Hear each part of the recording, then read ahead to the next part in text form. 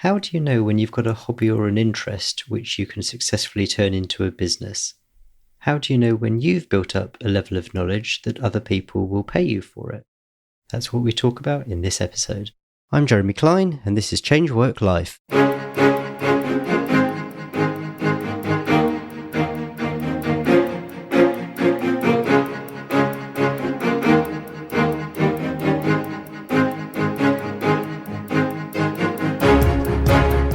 Hello and welcome to Change Work Life, where we're all about beating the Sunday evening blues and enjoying Mondays again. Now, why might you leave a job with one of the world's most innovative and fastest growing companies to run your own business, especially during a global pandemic? That's what we're going to find out today with my guest, Julia Menheere. Julia was until recently working for Uber until she decided to go full-time with her business in the personal finance space. Julia, welcome to the podcast. Thank you, Jeremy. It's good to be here. Can you start by describing your business? I mean, I mentioned it's in the personal finance space, but can you tell us a bit more about who you're helping and how you're helping them? Yes, absolutely.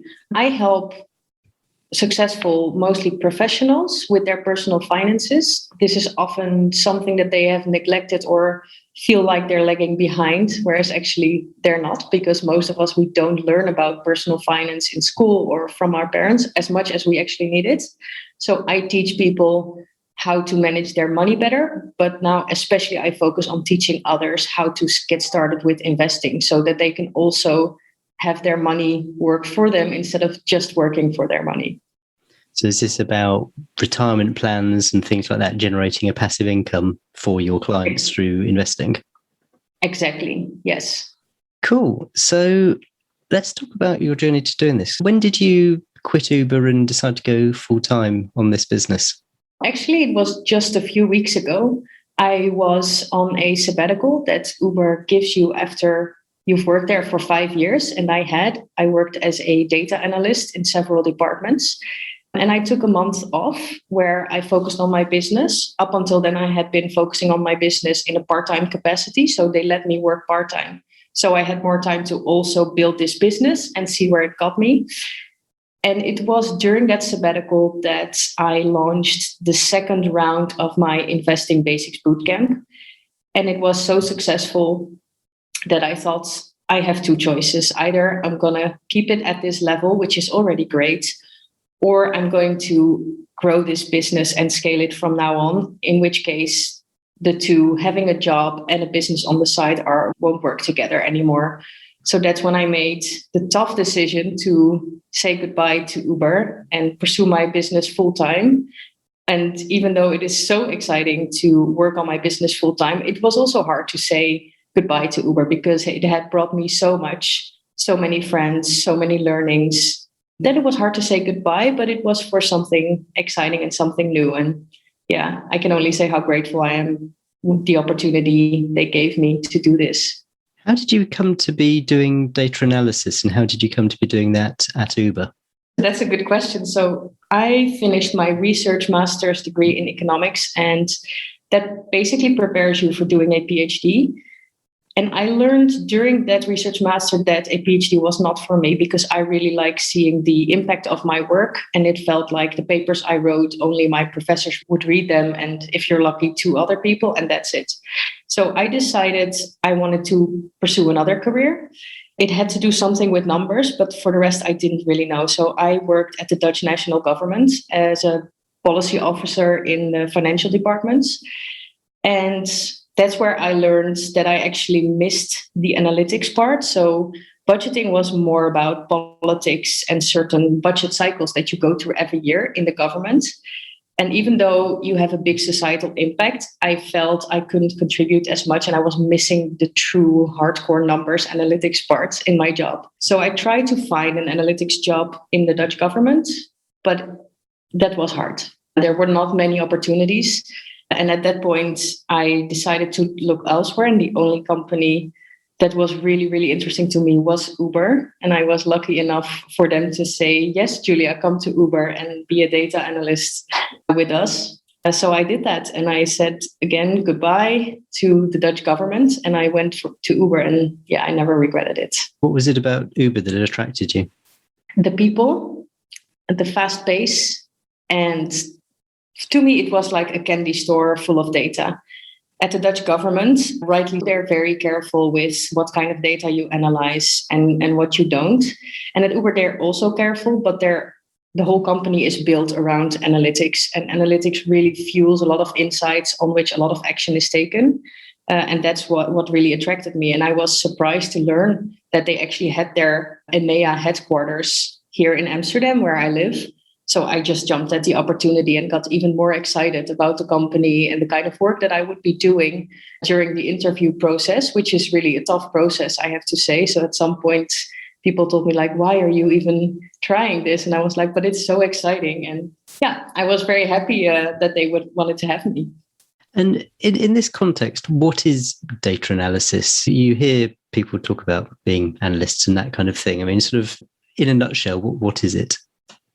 You look at data from users, how they use the app, to see how you can improve, basically. So, for example, you may wonder, this was in the early days, why in a certain country, riders would cancel a lot of their rides. That was something that we were tracking, and then we tried to figure out why that was true. And once we learned why that was true, we could actually take action on that. For example, it could be because they looked at the picture of the driver that was going to pick them up, and they were not comfortable based on their culture with the person who was picking them up. So we try to address that based on the insights that we learned, but also you can learn how people respond to certain prices or how they navigate through the app. My latest job was about figuring out why some payments actually fail and then how to improve that. Then you work with engineers to say, hey, look, this is what I see is going wrong. How can we do this better? And then the engineer figures out a solution. And then we're going to test the solution. So we're going to have some users go to the new experience and others don't get the new experience. And then we hope to see an improvement with the new experience. And then if that works out, then we implement it for everyone. So what's the background of someone who gets into this kind of area? Is it very much a mathematical one? I would say typically yes, but I'm not a mathematician. So I am an economist, but I did a lot of applied economics, which basically empirical economics, you could say. So using data to analyze certain causal relationships. So does A cause B? And what other factors play a role? If you're purely into mathematics, it's maybe harder to also have the other side that's required for data analytics, which is the business intuition. So basically matching the numbers with business sense to come up with meaningful conclusions about what these numbers are telling you, because numbers alone are just numbers. When did you start becoming interested in personal finance? I would say it's started when I was a student and I was on a tight budget. And I found myself being surprised by certain expenses that were actually not so surprising. For example, some expenses that you get charged for once per year, and that may be a bit bigger. For example, I had a subscription for public transportation, and to get a certain discount, I had to pay 50 euros per year, but that would be charged once per year. And as a student, 50 euros in your budget is a lot and can really take a hit on what you can do for the rest of the month. And I found myself being surprised by these kind of expenses again and again. And that's when I decided to figure out how to not be surprised by these expenses anymore. So I started building my own Excel file on looking what I could do. And that was really the first thing where I was like, hey, I'm teaching myself something new and it has a meaningful impact on my finances. And from there on, over the years, I took little steps like improving my savings, also when I started making more money. And then at some point, I learned that I could actually invest, which is something that I never thought was possible. Because what I learned in economics is that you have to build a well-diversified portfolio, which essentially means don't put all your eggs in one basket and not even in just a few baskets. But I always thought, like, how do I do that? Because how do I know which stocks to pick and what not? And it was this book by Tony Robbins. He is a personal development guru, you might say, and it's called Money, Master the Game. And you can think of Tony Robbins, whatever you like to think of Tony Robbins. But what he did was he gathered a lot of expertise from investment professionals, like really big names. So this book by Tony Robbins, Money Master the Game, first introduced me to this concept of ETFs, which stands for Exchange Traded Funds. And even though I don't want to get too technical there, the thing with exchange traded funds is that instead of you having to go out and buy loads of individual stocks, you just buy a fund that has a portfolio of stocks for you. So you buy a little piece of that. And that makes it much easier for you to just, instead of buying loads of stocks, buy a few ETFs to build your own well-diversified portfolio. And that's how I had an aha moment. Oh, this is not just possible for big investors with hundreds of millions of dollars or euros or pounds, but this is possible for me, an individual as well. And that's when I started learning more about it and taught myself how to invest. And I never looked back. I loved what you were saying about the annual expense, which was a surprise, but not a surprise. You talked about travel. The one that I immediately thought of was Christmas. Christmas comes every year. It's always the same day every year that you're going to be buying presents and buying the food and everything. And yet people always find that's the tight bit and that they don't budget for it. They don't save for it. And it always makes January and February particularly lean months. Yes, that totally resonates with me. So after I found out about this public transportation expense, I, of course, indeed also looked at these kind of other expenses, and Christmas is a very typical one indeed. So you buy gifts for a lot of money, and then you find indeed that those months are therefore quite tight. And I realized that doesn't have to be that way. So what I did is I just looked at my monthly expenses. We all know them. We see them happening every month. Then I specifically looked at the expenses, I think, of the past year. And I thought, which one of these are not monthly and how much are they? And then I said, okay, so for Christmas, on average, I spend this amount on a present and I buy this many presents every year. So this is how much I need every year. And I divide it by 12 months. And then I create savings buckets in my account. So if you have that option in your bank account, I highly recommend using it. And I just automatically transfer money into that account. So at the end of the year, when it's time to buy Christmas presents, I buy them and I take money out of that account. And sometimes I use a bit less, sometimes I use a bit more, but I never take a big hit on my monthly budget. Yeah. It's one of those things, it's incredibly simple when you explain it, but I'm sure the vast majority of people don't do it. And I think it goes back to what you were saying about the lack of financial education in schools, which I hope is something that might change, hopefully fairly soon. But it's one of those things I think really, really does need to be taught at schools. Yeah, I 100% agree.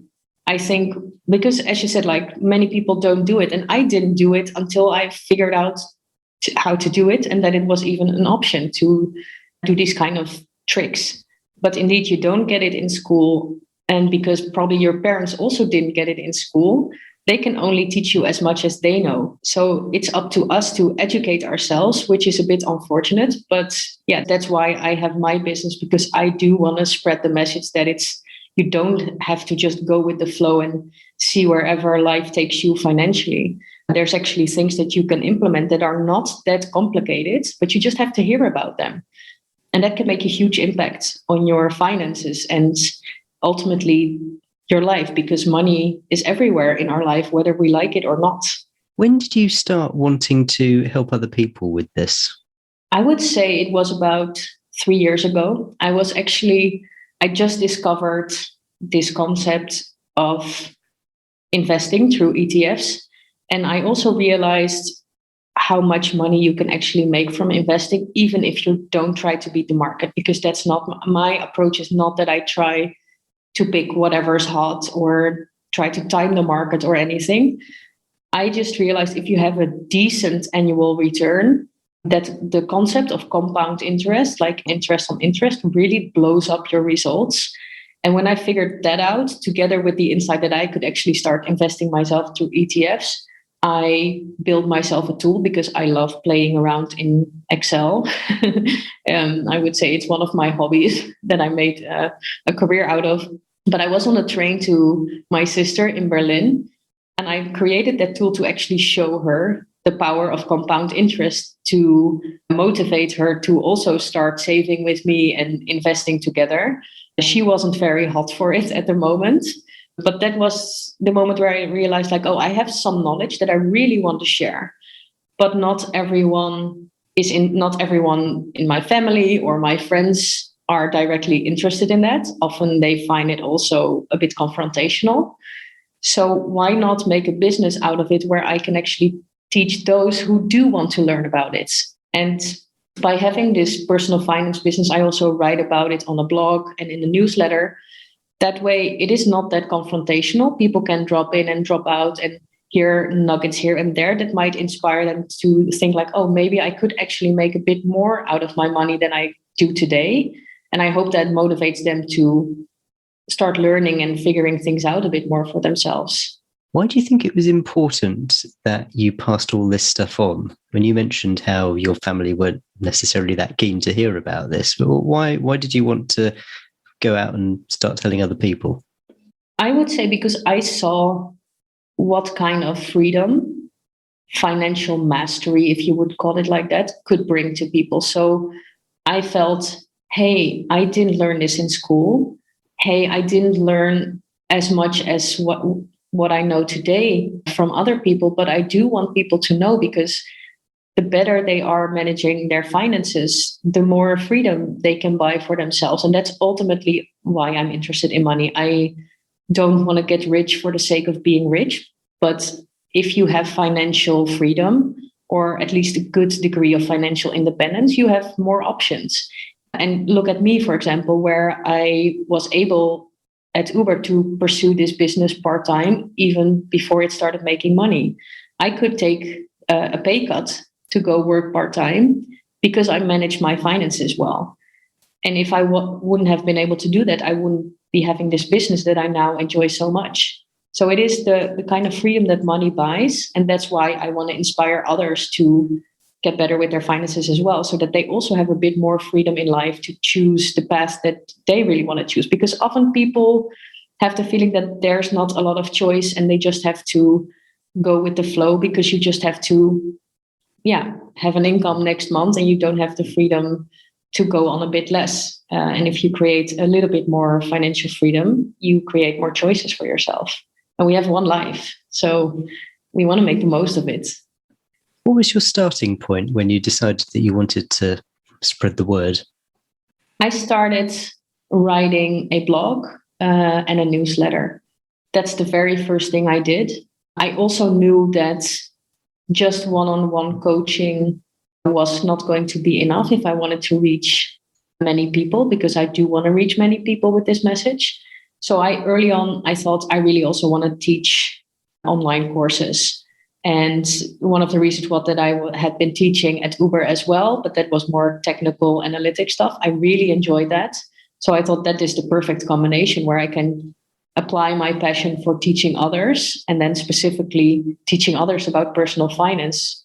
So I had to educate myself, because you don't just start a business one day and it's all rainbows and butterflies from then on. So I actually found a course by Amy Porterfield. She's a legend when it comes to online course creation. So I bought an online course on how to make your own online course, which I thought was really funny, very meta. And I learned how you create an online course. At that point, though, I didn't really know how to apply it because some kind of foundations were missing. But I kept blogging, I kept sending my newsletters, I kept coaching a bit on the side. And then I learned about another program that would help you sell your online course. And that was really where things took off for me. So it's called the Experience Product Masterclass. It was referred to me by a friend who had really big results with it. And the promise was, well, you pay us $2,000, but you will make $2,000 in 10 weeks. And if you don't, we'll pay you the difference. And I was like, okay, that's worth a try. And that's when I started my Investing Basics Bootcamp. And it was a success. And I did it again, and it was a bigger success. So that's, in a nutshell, how I went from just a blog and a newsletter to now having my own full-time business. So when you were starting out, how did you find your audience? I mean, I could start a blog tomorrow and it would probably have 0 readers.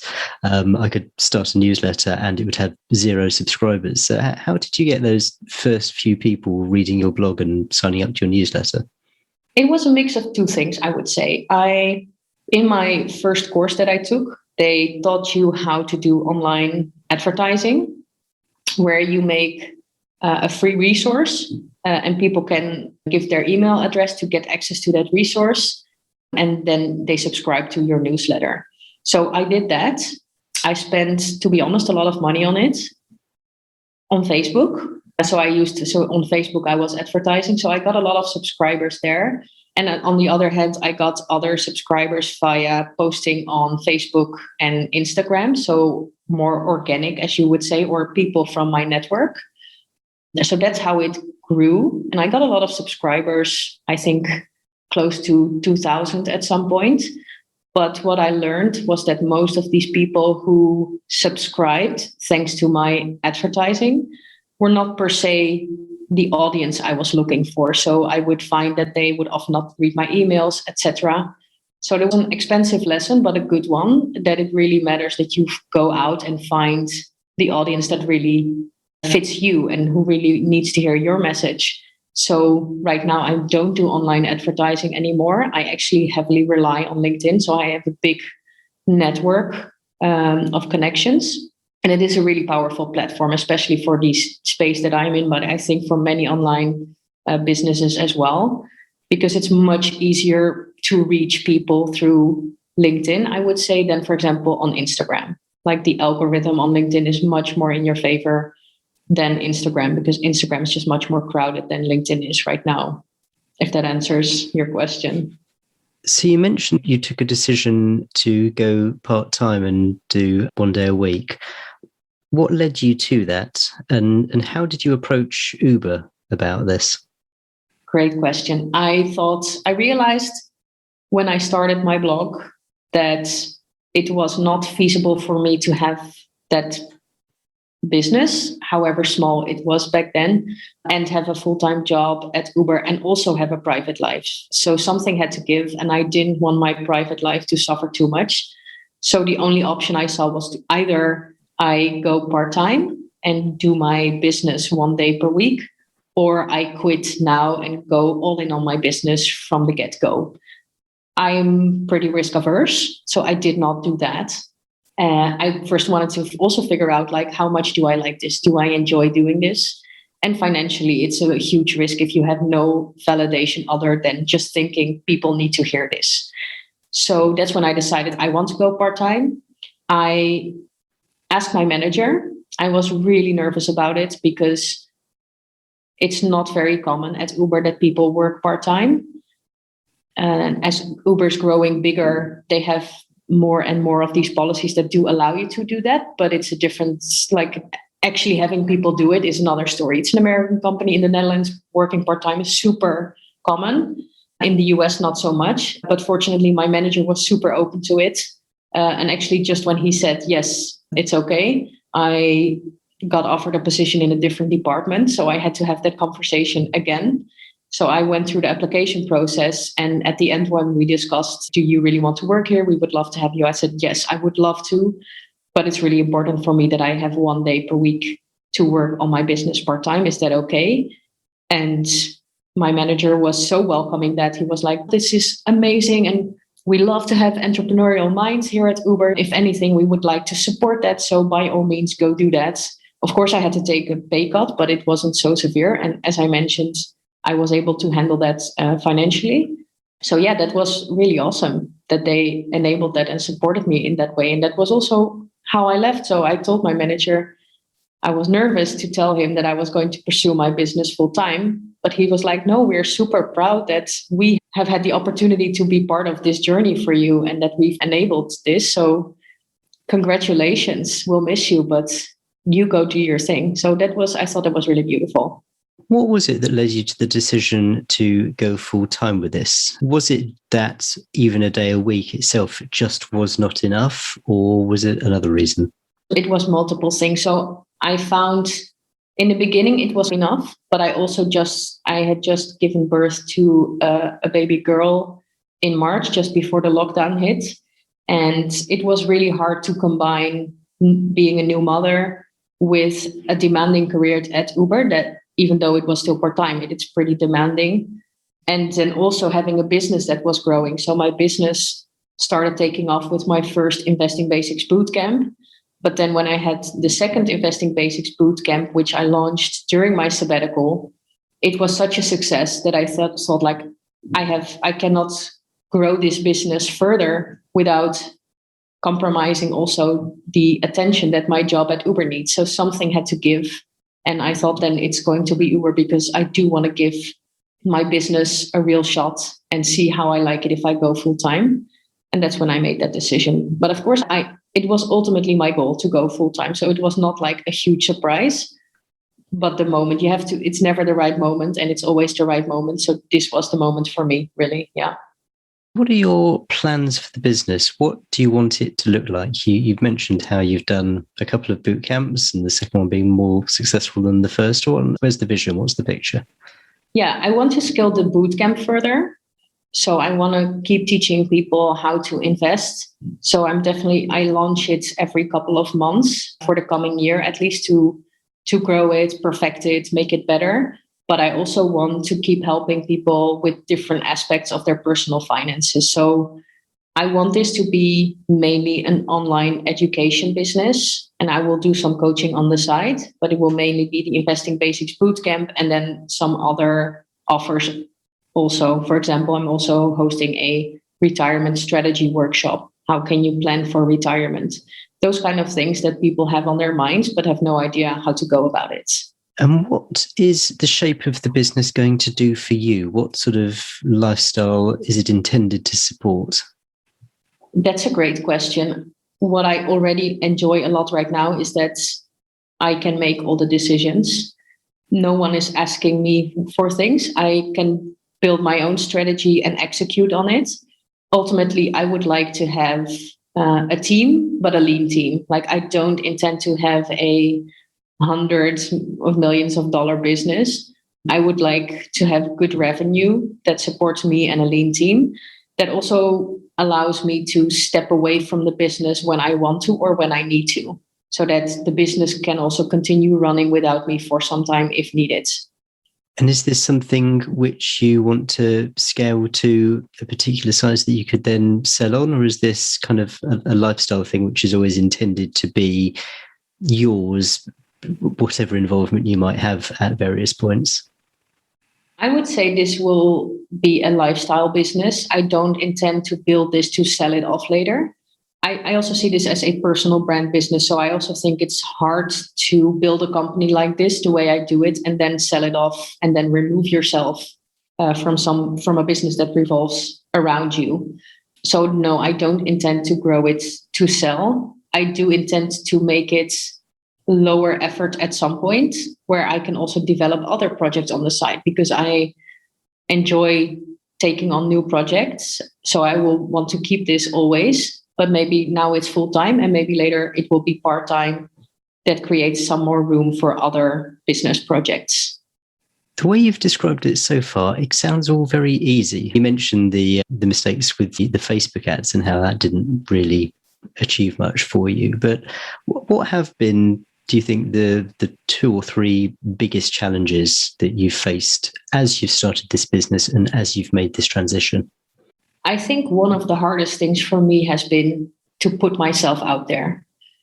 I'm an introvert by nature, and now I'm building this personal brand. I'm posting on social media. I'm writing this newsletter. That was extremely awkward for me, to be honest. But I just decided, if I want to make this into something, I cannot hide. I have to be visible. So I will just have to get over my discomfort by doing it.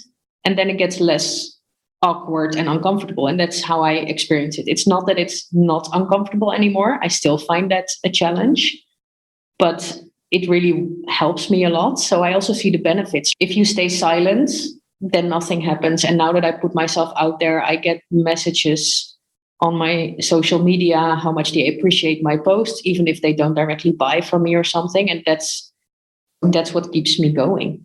So that is a big challenge, but also asking for a sale is really, really uncomfortable. And that program that I mentioned, the Experience Product Masterclass, really helped me to just go and do it, go through your discomfort.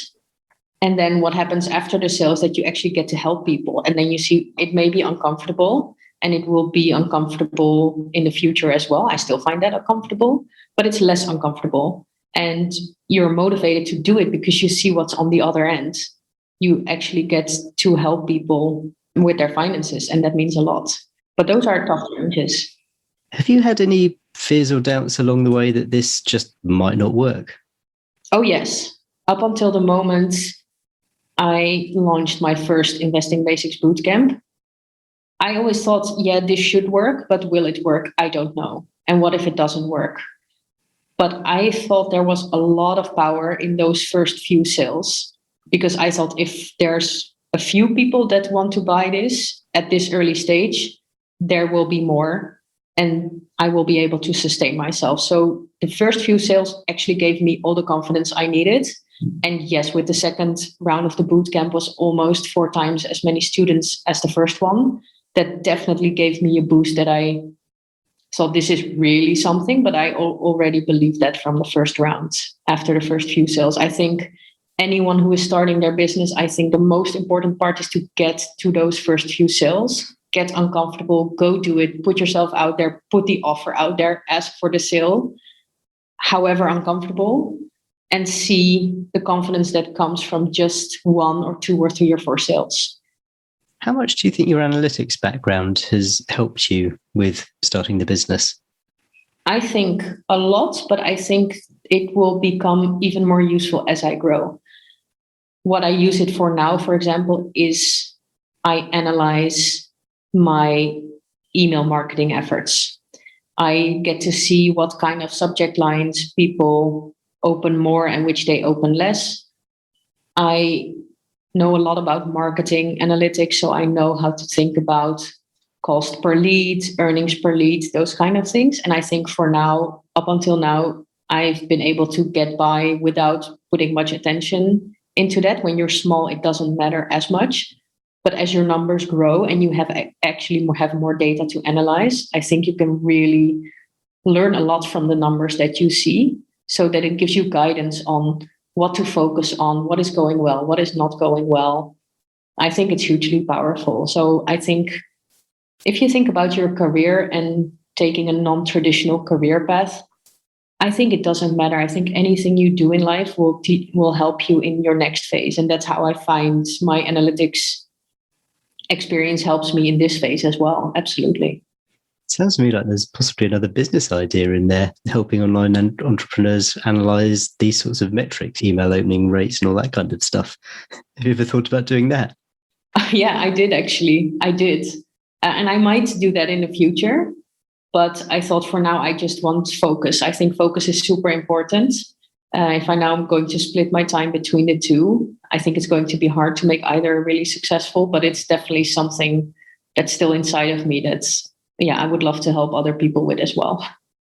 Is there any part of you that wishes that you had done this earlier on? Or do you think that you probably couldn't have done this had you not had the experience at Uber and in the Dutch government? You hit the nail on the head. I would not have wanted to miss the experience I got. Not just the learnings, but just the life experience. It's been so much fun so far working at Uber. I wouldn't want to miss it for the world. That is one thing. I also think I could not have done this 4 years ago. I think now I have more maturity, more money. Also, to be honest, that also helps. During my time at Uber, I was able to build up a very good savings account that also leaves me not so stressed right now, whether or not I'm going to sustain myself right from the get-go. But also the network, indeed, the analytics learnings. I think I have much more experience that I can use for this business that I definitely did not have 4, 5, 6 years ago. You mentioned a couple of the courses and books that have helped you out on the journey. Are there any other things that stand out that you can recommend that people might want to look into? Yes. I would say specifically if you want to educate yourself about personal finance, the best book I read was The Psychology of Money by Morgan Housel. It is just an excellent book. I read it later on in my personal finance journey, but I thought he hit so many nails right on the head that I honestly think everyone should read that book. And of course, the other book I mentioned, Money Master the Game, was an eye-opener for me. So that would be the main thing. Yeah. Brilliant. And if people want to find you, where can they do that? They can find me on juliamenheere.com. There I have my blog and people can subscribe to the newsletter, check me out. I also have an investment calculator, the one that I mentioned that I made on the train to Berlin, where you can actually see how your money can grow over time. People can also check that out for free. I can give you the link. It's juliamenheere.com/investment calculator. Fantastic. I will put the link to that in the show notes. Thank you so much for coming on and sharing your story, and best of luck with the business in the next chapter. Thank you so much for having me. It was really great talking to you. Okay, hope you enjoyed that episode with Julia Menheere. The thing that struck me most about what Julia is doing is that she's not going into a particularly new area or niche. The whole concept of financial planning and saving into mutual funds or whatever has been around for years, and yet still Julia has found her audience, the people who need to hear it from her. It just goes to show that even if you're in an area which you think is oversaturated, chances are you've got the voice which will appeal to a certain segment of people who want to find out more in that area. The show notes for this episode are on the website at changewhatlife.com/93 for episode 93, and there you will find a summary of everything we talked about, a full transcript, and links to the resources that Julia mentioned. It would be great whilst you're there if you could share this episode. There's going to be people that you know who either Julia's story will resonate with them in terms of whether they're thinking about starting a side hustle or starting their own business, or maybe you know people who are interested in the financial planning space and who might want to tap Julia's knowledge in terms of making savings and investments. Either way, if you just share the episode with one person who you think it'll be of interest, then you'll have helped that one person. Next week, we're going to be talking about sustainability, which is a subject which has come up so much over the past 12 months during the pandemic. People don't just want a job or career which they find satisfying, but they also want something where they feel like they're doing some good, whether that's environmental good, social good, or whatever. It's how you can build that into your career that we're going to cover in next week's episode, so make sure you're subscribed to the show if you're not already, and can't wait to see you then. Cheers, bye.